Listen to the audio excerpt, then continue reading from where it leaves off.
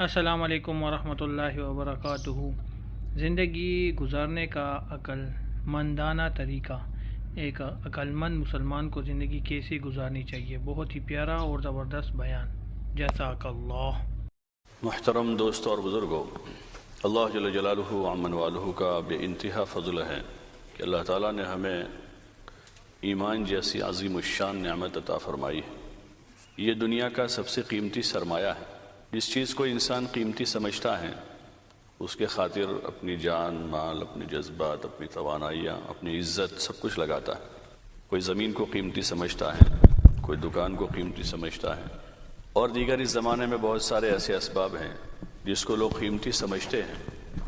تو جس کی نظر میں جو چیز قیمتی ہوتی ہے اس کے خاطر انسان اپنا سب کچھ لگا دیتا ہے اور آخر میں جان کی بازی لگا دیتا ہے۔ بہت سے لوگ دنیا میں ایسے ملیں گے کہ آخر میں وہ اپنی چیز بچانے کے خاطر، کوئی حکومت بچانے کے خاطر، کوئی اپنی زمین جاگیر بچانے کے خاطر، کوئی اپنی کرسی بچانے کے خاطر آخری دم تک لڑ پڑا اور جان کی بازی لگا دی۔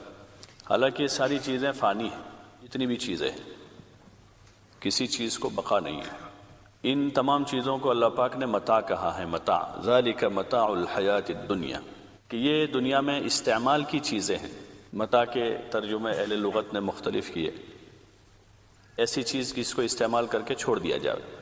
ایک صاحب نے کہا کہ یہ وہ کپڑا جو عورتیں کچن میں استعمال کرتی ہیں، آج کل تو کچن بھی بہت صاف ستھرے ہو گئے، پرانے زمانے کے جو کچن تھے، جو دھوئیں اور اس میں جو کپڑا ہوتا تھا وہ بالکل گندا میلا ہوتا تھا۔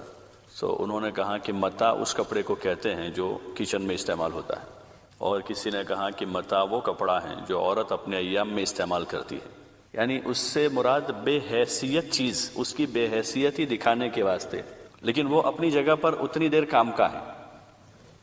کچن میں اس کی ضرورت پڑتی ہے، چاہے کتنا بھی سارے اسباب ہو، لیکن وہ ایک کپڑا جس کی چھوٹی موٹی صاف صفائی وغیرہ کے لیے اس کی ضرورت ہر کچن میں رہتی، لیکن اس کا درجہ اتنا ہی ہے۔ ایسے دنیا کے جو اسباب ہیں اس کی حیثیت اتنی ہے، لیکن وہ کام کے ہیں، اس کا انکار نہیں کر سکتے، وہ کام کے ہیں، جیسے وہ کپڑا بھی کام کا ہے، لیکن وہ جتنے کام کا ہیں اتنے کام تک اس کو رہنے تو ٹھیک ہے۔ لیکن کوئی بہت زیادہ عقل مند ہو گیا کہ اسی کپڑے کی ٹوپی بنا کے سر پہ رکھ دے تو کہ یہ تو بہت قیمتی کپڑا ہے، تو یہ عقل مندی نہیں ہے۔ اسی کپڑے سے آدمی جیکٹ بنا کے پہن لے تو کہ وہ بہت قیمتی کپڑا ہے، تو یہ عقل مندی نہیں۔ اس کو اس کی جگہ استعمال کر لے کچن میں، باقی وہ سر پہ رکھنے کے قابل نہیں ہے۔ ایسے جتنے سارے اسباب ہیں دنیا کے، وہ اپنی اپنی جگہ پر کام کے ہیں۔ ان الدنیا خلقت لکم، دنیا تمہارے لیے بنائی گئی ہے، اور ہر چیز کا کام کا کوئی وقت اور اس کی مقدار وہ طے ہے۔ ہر چیز کے استعمال کے لیے اس کا وقت ہے اور اس کی مقدار بھی ہے۔ اس کو اس کے وقت پر اس کی مقدار کے بقدر استعمال کر رہے ہیں، یہ عقل مندی ہے۔ وقت پر استعمال کرے اور جتنی مقدار کی ضرورت ہے اتنا استعمال کر لے، لیکن بے وقت اور مقدار سے زائد اس کو جمع کرنا یا بے وقت اس کا استعمال کرنا، یہ عقل مندی نہیں، اور دنیا میں پیدا ہونے کا وہ مقصد نہیں۔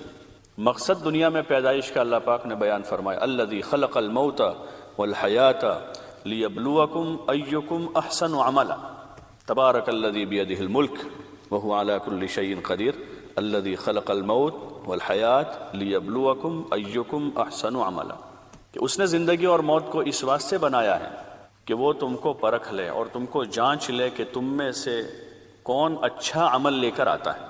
یہ مقصد ہے کہ اچھا عمل لے کر آ رہے ہیں، کیونکہ اللہ نے اعمال کے لیے دنیا میں بھیجا ہے کہ جا کر آدمی کام کرے۔ عمل یعنی کام، عمل عربی میں عمل کہتے ہیں، کہاں جا رہے ہیں؟ عمل پر جا کے کام پر جا رہے ہیں، لیکن کام سے مراد کون سے کام ہیں؟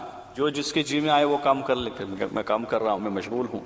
کام سے وہ مراد ہیں جن کاموں کا اللہ نے مکلف کیا ہے انسان کو، وہ کام جو کام اللہ نے بتائے ہیں، اور اللہ پاک نے وہ کام بتانے کے واسطے مستقل انبیاء علیہم السلام کو بھیجا کہ تاکہ عملاً بتاویں۔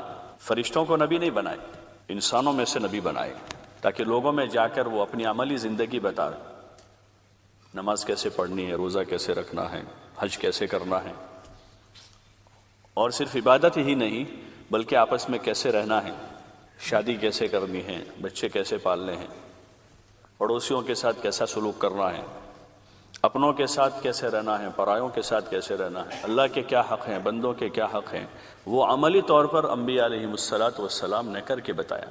امام الانبیاء والمرسلین حضرت محمد الرسول اللہ صلی اللہ علیہ وسلم کو نمونہ بنایا گیا۔ لقد کان لکم فی رسول اللہ اسوۃ حسنہ، کہ تمہارے لیے رسول صلی اللہ علیہ وسلم کی ذات یہ اسوہ حسنہ ہے۔ اسوہ حسنہ رسول صلی اللہ علیہ وسلم ہے، بہترین نمونہ ہے پوری زندگی میں، کھانا پینا، اٹھنا بیٹھنا، سونا جاگنا، آپ علیہ السلام کی حیات، آپ کی زندگی وہ ہمارے لیے نمونہ ہے۔ تو اس نمونے کو سامنے رکھ کر زندگی گزارنا یہ عقل مندی ہے۔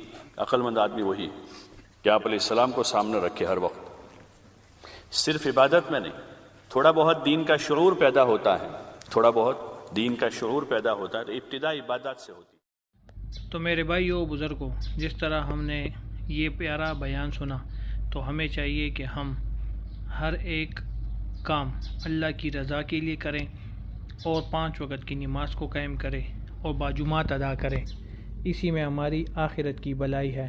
باقی یہ دنیا فانی ہے، کوئی کام کرنے والا نہیں ہے، تو ہمیں چاہیے کہ ہم کام کو اچھے طریقے سے انجام دیں، اسی میں ہماری آخرت کی بھلائی ہے۔